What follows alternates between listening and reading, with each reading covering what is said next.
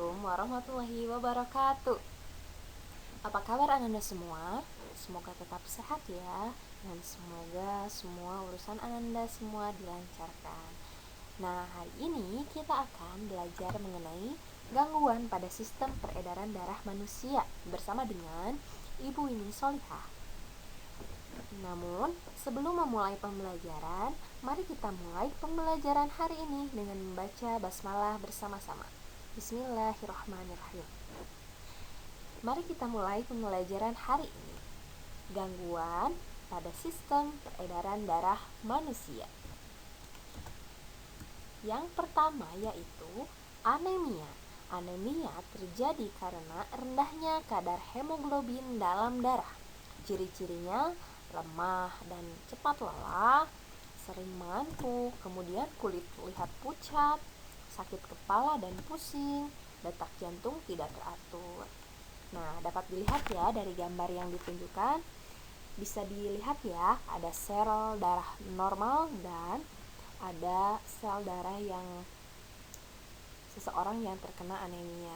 Nah, bisa dilihat ya darahnya lebih banyak ya, sel darah merahnya. Kemudian kalau yang anemia itu lebih sedikit. Nah, hal ini karena kadar hemoglobin dalam darahnya kalau pada penderita anemia itu sedikit.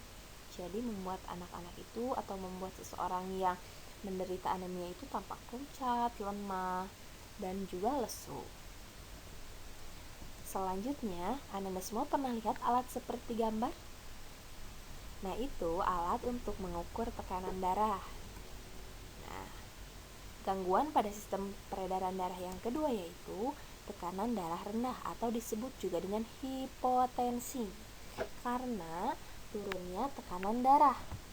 Ciri-cirinya yang pertama lemas, kemudian susah berkonsentrasi, kemudian kulit pucat, yang keempat detak jantung tidak teratur, yang kelima kehilangan selera makan. Seperti itu. Yang selanjutnya yaitu tekanan darah tinggi atau disebut dengan hipertensi. Kalau tekanan darah rendah tadi itu hipotensi, kalau ini hipertensi. Tekanan darah tinggi terjadi karena naiknya tekanan darah. Coba perhatikan gambar di samping ya. Nah, di situ ada angka 189 dan ada angka 105. Kita fokus kedua angka tersebut ya. Nah, angka itu biasanya ditulis sebagai 189/105. Nah, angka 189 menunjukkan tekanan darah pada saat jantung memompa darah ke seluruh tubuh atau sistolik. Dan angka 105 menunjukkan tekanan darah pada saat jantung berelaksasi atau tekanan diastolik. Seperti itu. Jadi, disebut tekanan darah tinggi karena tekanan darah orang normal yaitu 120/80 atau tekanan sistoliknya 120 dan tekanan diastoliknya 80. Karena yang tekanan darah tinggi itu lebih tinggi dari 120/80, maka disebut dengan tekanan darah tinggi. Yang selanjutnya yaitu talasemia. Talasemia yaitu bentuk sel darah yang tidak teratur, sehingga daya ikat pada oksigen dan karbon dioksida berkurang. Coba kita perhatikan sel darah yang normal dan sel darah yang mengalami talasemia. Pada sel darah normal, sel darah merahnya berbentuk kepingan agak bulat. Nah, pada talasemia, bentuknya yaitu tidak bulat, tapi lebih ke agak kotak. Nah, hal ini menyebabkan daya ikat pada oksigen dan karbon dioksida berkurang. Ananda semua harus ingat bahwa fungsi darah itu yaitu mengedarkan atau mengalirkan darah yang mengandung karbon dioksida dan yang mengandung oksigen itu ke seluruh tubuh.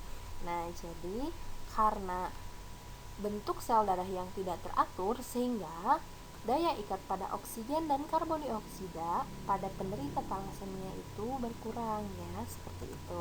Selanjutnya ada varises.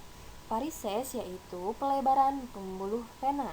biasanya terjadi pada betis.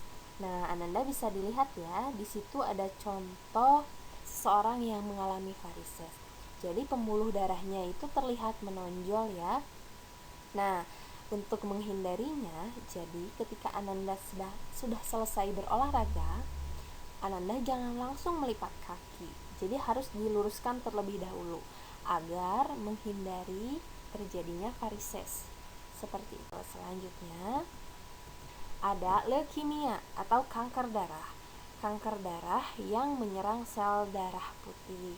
Nah, bisa diperhatikan ya Ananda semua, di situ ada gambar darah yang terkena leukemia dan darah normal. Nah, pada darah yang terkena leukemia, sel darah putihnya jauh lebih banyak. Pada sel darah normal, sel darah merahnya lebih banyak. Seperti itu. Selanjutnya ada hemofilia. Hemofilia itu adalah suatu gangguan peredaran darah karena darah sukar membeku secara normal karena kekurangan protein untuk pembekuan darah.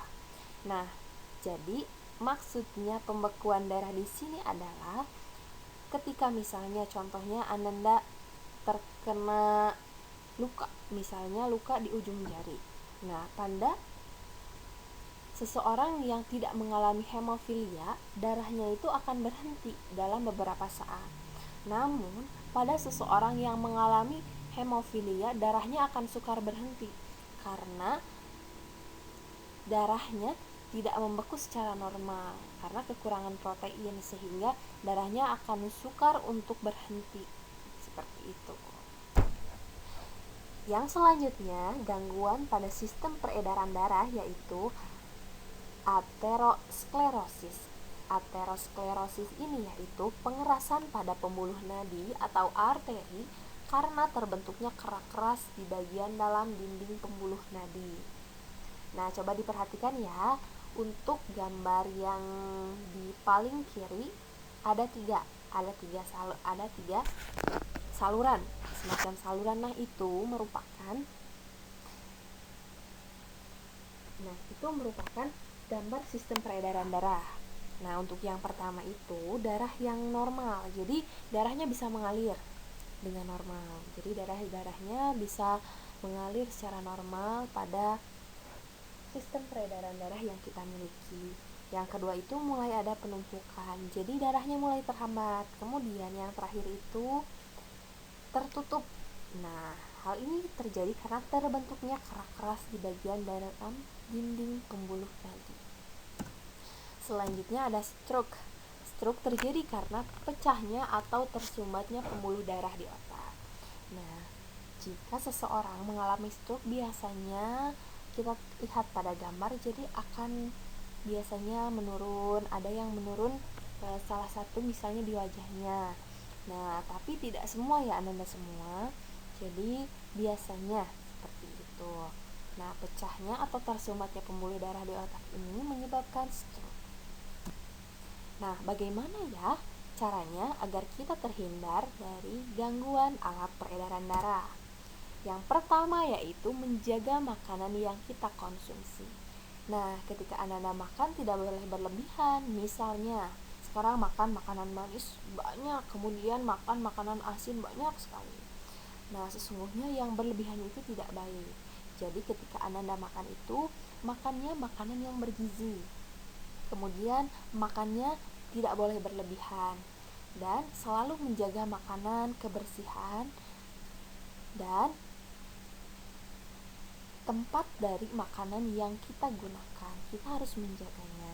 Selanjutnya, berolahraga secara teratur dan melakukan pemanasan terlebih dahulu.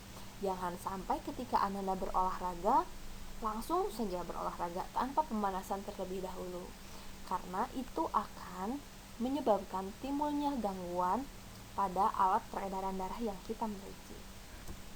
Selanjutnya ada istirahat yang cukup. Nah, istirahat yang cukup ini sangat penting. Jangan sampai karena misalnya kita sekarang sedang berada di rumah atau sedang belajar secara daring, sehingga Anda tidur larut malam dan lupa untuk beristirahat. Nah, itu akan mengganggu juga alat peredaran darah kita, sehingga istirahat yang cukup itu sangat kita perlukan. Alhamdulillah, terima kasih anak-anak semua. Pembelajaran hari ini telah selesai. Kita tutup dengan membaca hamdalah bersama-sama. Alhamdulillahirrabbilalamin. Semangat untuk mempelajari ilmu yang ada di sekitar kita ya. Wassalamualaikum warahmatullahi wabarakatuh.